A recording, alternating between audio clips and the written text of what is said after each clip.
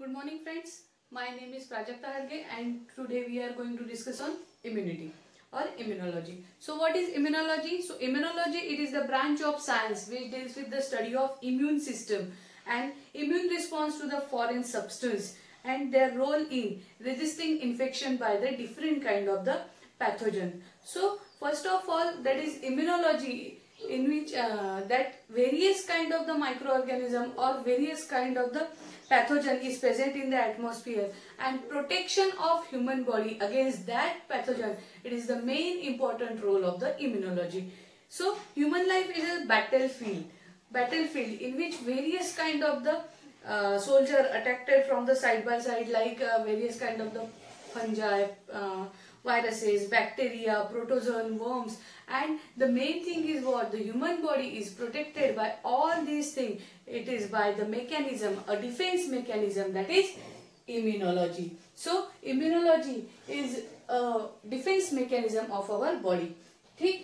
Then immunity. Immunity क्या है? So it is the Latin term, that is immunis, means extempt. So immunity, it is defined as the resistance of an infection that is carried out by the process of recognition and disposal of non-self and foreign material which is enter inside the body. Means क्या होता है यहाँ पे कि body की एक resistance mechanism रहेगा, एक रेजिस्टेंस पावर रहेगा and through which the infection of different pathogen. सबसे पहले तो बॉडी में डिफरेंट पैथोजन अगर जा रहे हैं या डिफरेंट माइक्रो ऑर्गेनिज्म जा रहे हैं, सो it is not our self mechanism, it is not our self particle, so it is the non self particle. Body में बाहर से अगर कोई मटेरियल अंदर जा रहा है या कोई वायरस या कोई फ्लोरा जा रहा है, means it is the non self. तो इम्यून सिस्टम का सबसे पहला जो स्पेसिफिकेशन रहता है, that is identification of the non self particle.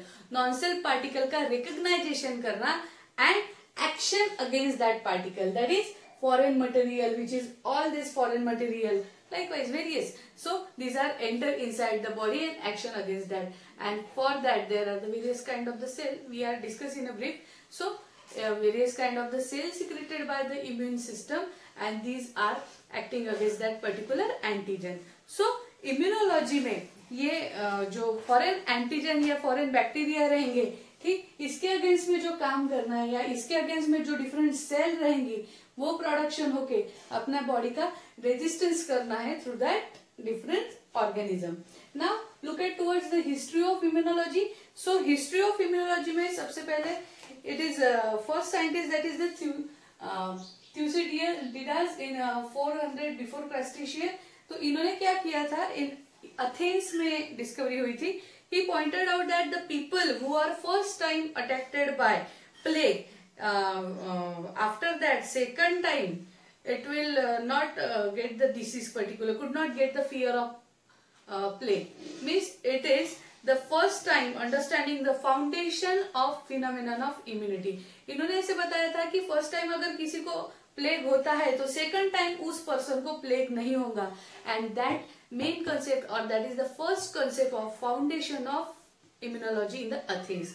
इनके बाद है वेरियोलेशन. तो वेरियोलेशन इन 15th century, it is the technique actually. So process of variolation, it is the against smallpox, variola at that time. Then यहाँ पे क्या होता था कि सबसे पहले जो आफ्टर यानी इम्यूनिटी के जो बेस्ट प्रिंसिपल थे, इसके बेसिस पे क्या किया जाता था, स्मॉल पॉक्स लेजेंड जो रहते थे पर्सन को, उसको आइसोलेट किया जाता था, scrap from the person and then suffering from the disease and material got from this person, disease person, it is injected to the healthy person.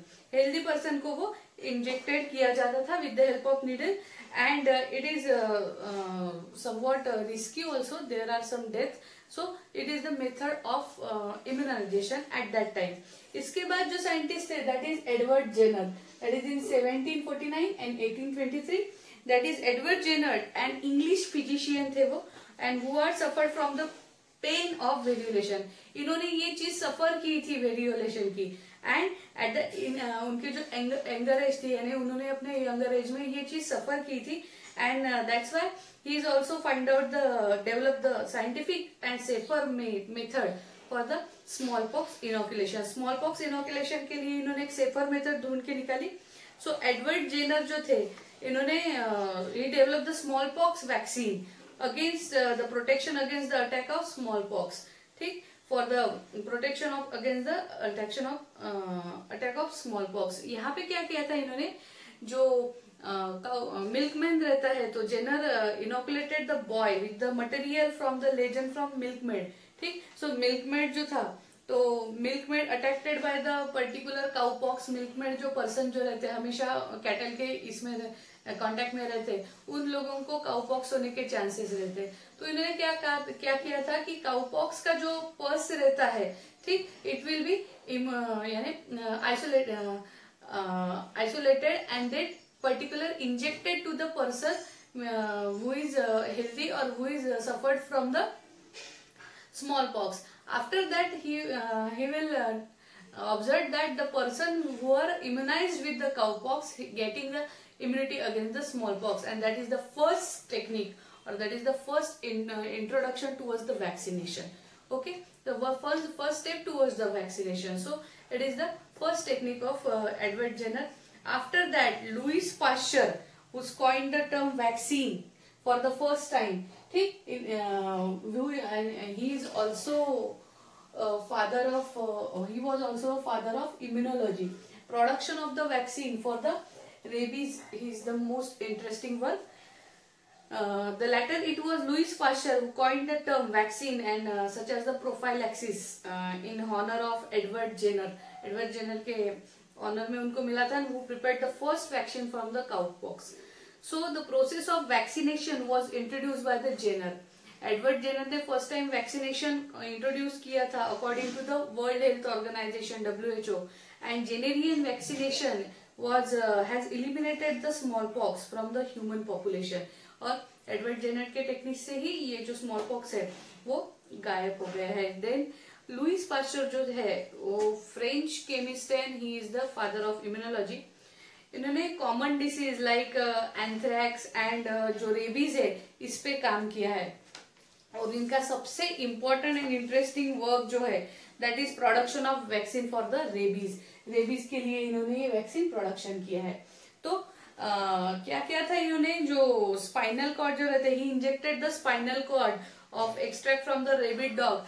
जिस dog को rabid हुआ है उसके तो इनके स्पाइनल कॉर्ड से एक्सट्रैक्ट निकाला रेबिड डॉग से and introduce into the normal healthy rabbits. Normal healthy rabbits में इसको इंट्रोड्यूस किया था, एंड फ्रॉम दैट रैबिड जो रहेगा तो उनसे जो एक्सट्रैक्ट निकाला था उसको इन्फेक्टेड स्पाइनल कॉर्ड जो रहेगा, तो इसका जो infected rabid spinal cord and यानी रेबिड अब जो रैबिट रहेगा उसको भी रेबीज होगा, तो उसके स्पाइनल कॉर्ड से वो मटेरियल एक्सट्रैक्ट निकाला, फिर उसको कुछ टाइम के लिए ड्राइड होने दिया। ड्राइड होने के बाद क्या किया, उसको कुछ टाइम पे रूम टेम्परेचर पे ड्राइड होने के बाद it is contain the attenuated viruses. Attenuated and light viruses means what? Attenuated viruses means it destroy its pathogenicity. उस जो attenuated viruses जो थे इनकी pathogenicity lost हुई थी, मतलब अगर वो लाइव भी रहेंगे so it is destroyed pathogenicity means ability to cause disease। ये जो attenuated जो viruses थे इनमें नहीं थी, और ये जो attenuated जो viruses जो या रेबीज यानी रैबिट के बॉडी से निकाले थे, it will be introduce into the different rabbit also. तो वहां पे क्या हुआ था कि ये जो अटीन्यूएटेड जो वैक्सीन या अटीन्यूएटेड जो वायरसेस इंट्रोड्यूस किए थे, ये जब वो रैबिस को इंट्रोड्यूस करते थे तो उनके बॉडी में जाने के बाद they will produce the certain kind of cell और defence mechanism against that attenuated viruses. Why? Because attenuated viruses do not have ability to cause any kind of disease, and our rabbit immune system produce some cell to destroy that particular attenuated virus and having an immunity against that particular disease. So it is the work of Pasteur.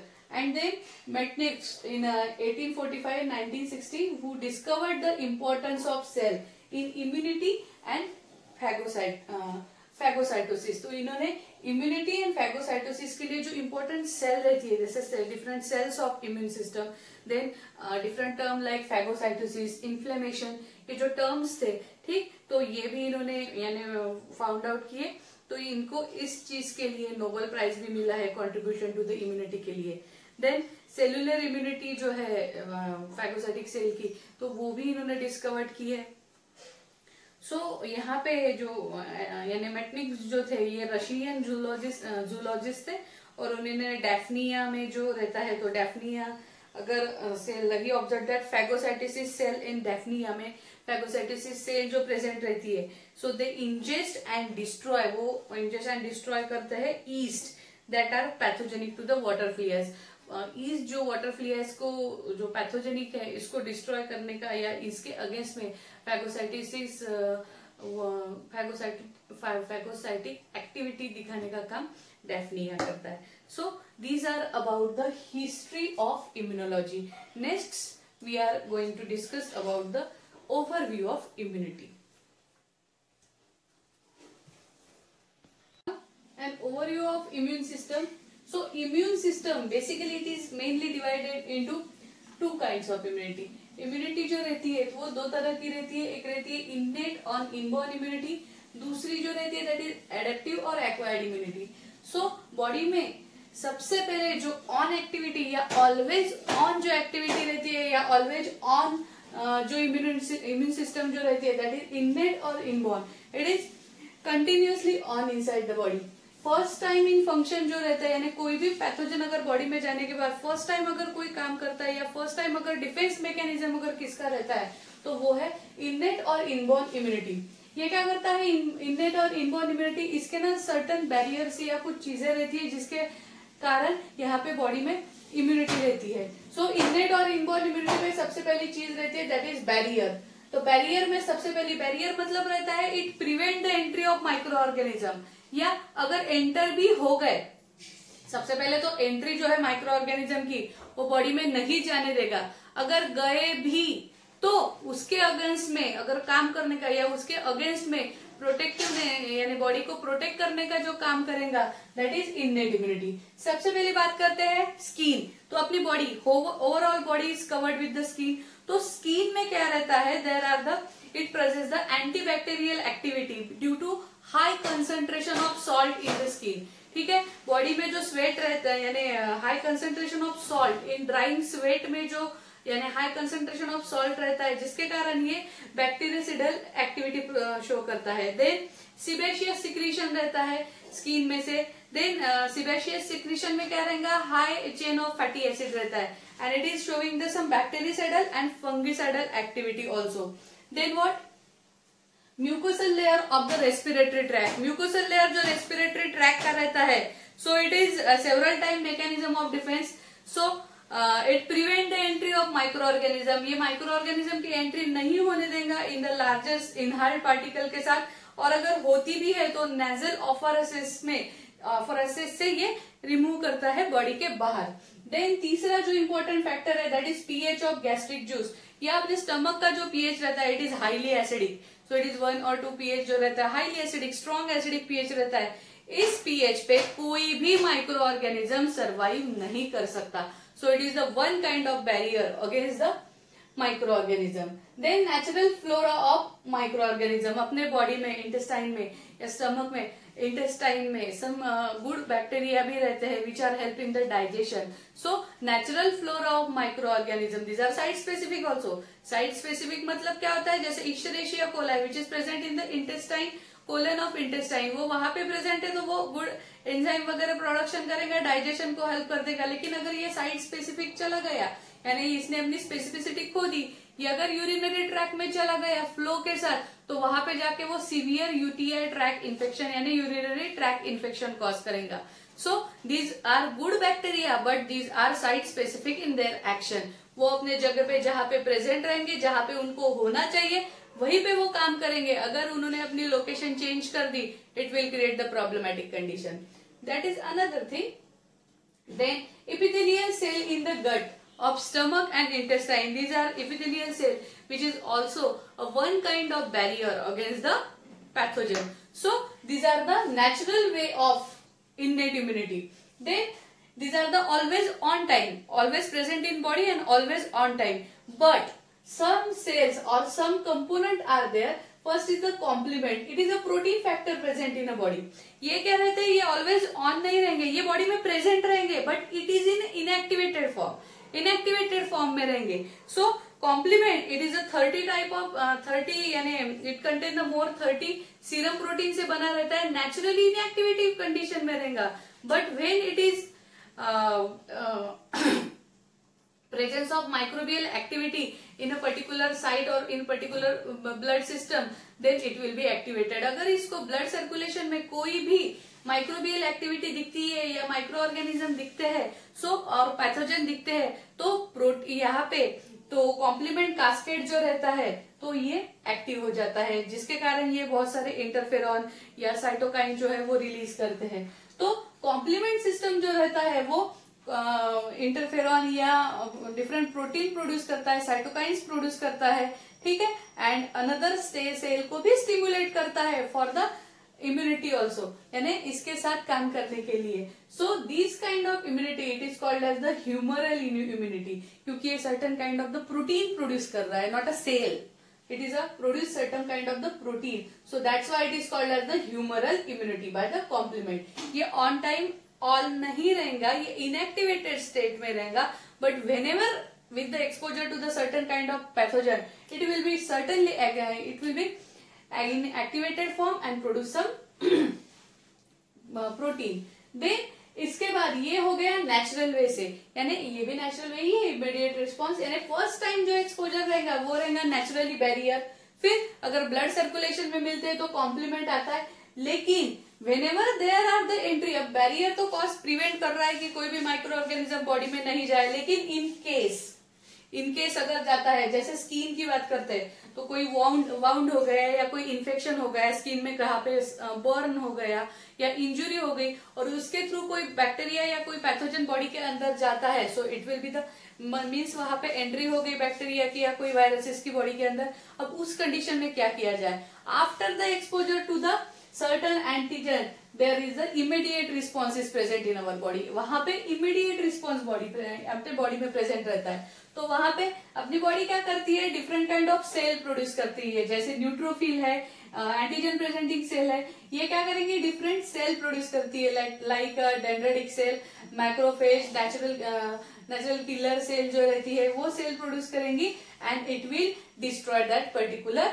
pathogen or particular antigen, so that is called as the cell mediated immunity। so pathogen so different kind of antigen बोला मैंने, तो antigen is what, it is the foreign particle or foreign pathogen, non cell particle रहेगा, अपने body का particle नहीं रहेगा, वो चाहे कोई भी माइक्रो ऑर्गेनिज्म रह सकता है, डस्ट रह सकता है, ठीक, या कोई भी चीज रहेंगी जो अपनी बॉडी की नहीं रहेंगी, so it is the non self, कोई भी नॉन सेल्फ चीज जो रहेंगी that is antigen which is harmful to human body, जो ह्यूमन बॉडी के लिए हार्मफुल रहेंगी। और इसके अगेंस्ट में यानी पर्टिकुलर एंटीजन के अगेंस्ट में जो काम करता है that is a protein, that is antibody produce by our defence mechanism और अवर इम्यून सिस्टम, ठीक। So next is what, immediate response, but it is when after exposure to the particular antigen, it is an overview, ठीक। then neutrophil and APC cell, that is antigen presenting cell, वो क्या करती है, particular जो pathogen cell में body में present है उसको ट्रैक करती है and destroy it by produce some enzyme like perforins वगैरह। So dendritic cell and macrophage जो है वहां पे काम करती है। So it is the one type of immunity that is innate immunity. First time जो काम करेंगे वो रहेंगे बैरियर्स, और बैरियर्स ने अगर काम हो गया तो वहीं पे ही कंट्रोल हो जाएगा, लेकिन बैरियर से अगर कंट्रोल नहीं हो रहा है तो कॉम्प्लीमेंट काम करेगा, it is always on. Complement से भी काम नहीं कर रहा है देन इमीडिएट रिस्पॉन्स आएगा after exposure to the particular antigen by neutrophil cell and antigen presenting cell. ये भी नहीं हुआ देन अगर अगेन सेकेंड मैकेनिज्म अपने बॉडी में ऑलरेडी प्रेजेंट है, दैट इज एडेप्टिव और एक्वायर्ड इम्यूनिटी। एडेप्टिव और एक्वायर्ड इम्यूनिटी रहती है, इट इज एक्टिवेटेड और इट इज एक्सपोजर और it is activated throughout the life. अपने थ्रू आउट द लाइफ में जो अर्न करते हैं अपन immunity that is adaptive immunity. Throughout the life में ये अर्न होंगी। So it is the delayed response है, थोड़ा डिलेड रिस्पॉन्स रहेगा। तो ये जो डिलेड टाइप एंटीबॉडी जो है अपन देखेंगे इसको पूरा ब्रीफ में, ये सब जस्ट एक ओवरव्यू है। तो डिलेड टाइप रिस्पॉन्स में ये क्या होता है, यहाँ पे प्रोडक्शन होता है some kind of cells that is lymphocytes. Lymphocytes produce होंगे तो लिम्फोसाइट्स क्या करते हैं, यहाँ पे दो तरह का सेल बनाती है, एक रहता है टी सेल और दूसरा रहता है B cell. T cell and B cell जो है इनके पर्टिकुलर सेल तो बनते हैं, लेकिन टी सेल का काम क्या करता है, टी सेल और बी सेल मिलकर भी काम करता है। T cell activate and also activate the B cell, T cell B cell को भी एक्टिवेट करता है, तब जाके काम होता है। तो टी सेल जो रहता है, ये टी सेल ना दो तरह का सेल बनाता है, एक रहता है CD4 टी सेल और दूसरा जो रहता है CD8 टी सेल। ये CD4 टी सेल जो रहता है, these are the helper T cell, ये हेल्पर टी सेल रहेगा, some kind of cell produce करेगा like natural killer T cell, helper T cell and destruction of that particular antigen. Then killer T cell में जो रहेगा, ये cell जो रहेंगी different enzyme produce करेंगी या कुछ फैगोसाइटिक एक्शन प्रोड्यूस करेंगी, जिसके अगेंस्ट में वो पर्टिकुलर एंटीजन का डिस्ट्रॉय हो जाएगा। सो टी सेल दो तरह की रहेंगी, that is CD4 T cell and another one is the CD8 T cell. One is the helper T cell and another one is the killer T cell. So cell production हो रहा है, particularly cell production is there for the immune system and that's why these kind of immunity is called as the cell mediated immunity, जहां पे cell production हो रहा है for the particular immune response, that is called as the cell mediated immunity.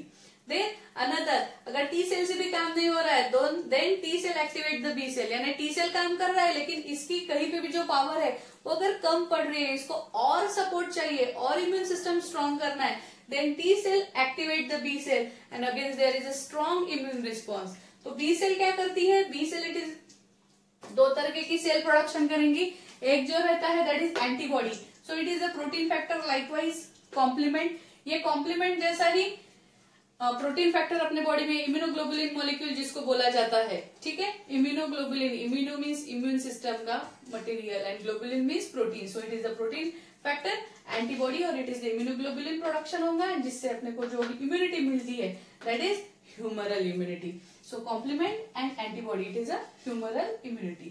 तो antibody production करेगा, then एक बार antibody production हो गई, सेम टाइम वही बैक्टीरिया आ रहा है। फॉर एग्जांपल मुझे एक बार टाइफाइड हुआ है, मैंने उसके अगेंस्ट में यानी पर्टिकुलर डोज जो है या पर्टिकुलर जो डोज है टैबलेट्स का वगैरह लिया है और प्रॉपरली ट्रीटमेंट किया है, तो मुझे सेम मंथ में अगर फिर से टाइफाइड आता है तो मुझे टाइफाइड होगा क्या, नहीं होगा, because I am getting some immunity against that typhoid, because getting the particular vaccine or we can say that particular drugs या medicine and we are immunized with that particular disease, immunized with that against that particular disease and that is the work of memory cell.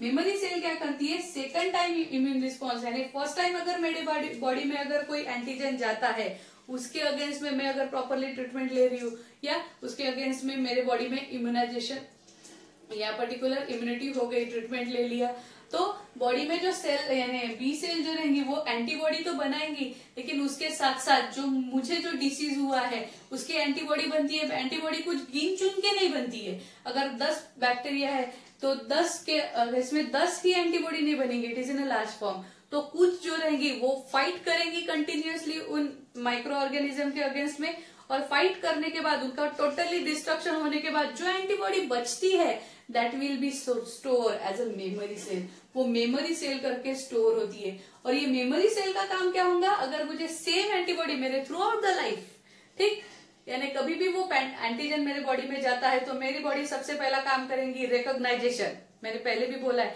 कि सबसे पहला काम रहता है immune system का recognization between the self and non self particle.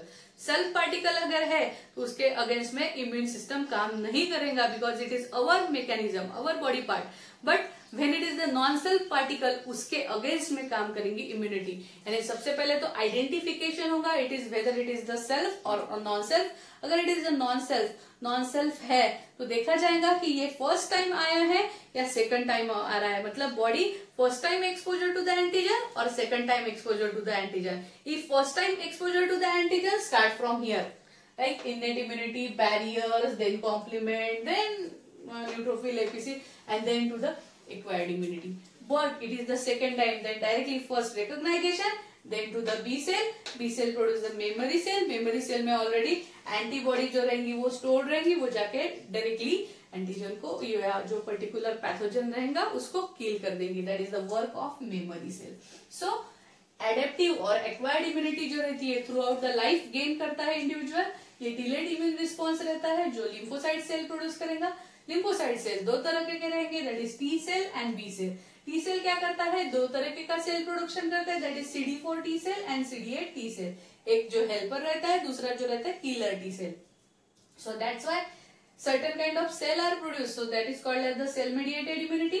so T cell से अगर थोड़ा सा काम हो रहा है लेकिन डिलेड हो रहा है या एक्शन में और भी पावर चाहिए तो B cell, T cell activate the B cell, और बी सेल फिर antibody, it is one of the protein factor, तो ह्यूमरल एंटीबॉडी होगी। देन मेमोरी सेल एंटीबॉडी काम करती है, एंटीजन को डिस्ट्रॉय करती है, लेकिन इसके बाद जो बची कुची एंटीबॉडी है वो स्टोर नहीं है, डिस्ट्रॉय नहीं हो जाती है, वो स्टोर होती है मेमोरी में, और वो सेकंड टाइम सेम एंटीजन अगर आता है तो उसको एक्सपोजर होगा सेकेंड इम्यून रिस्पॉन्स के लिए।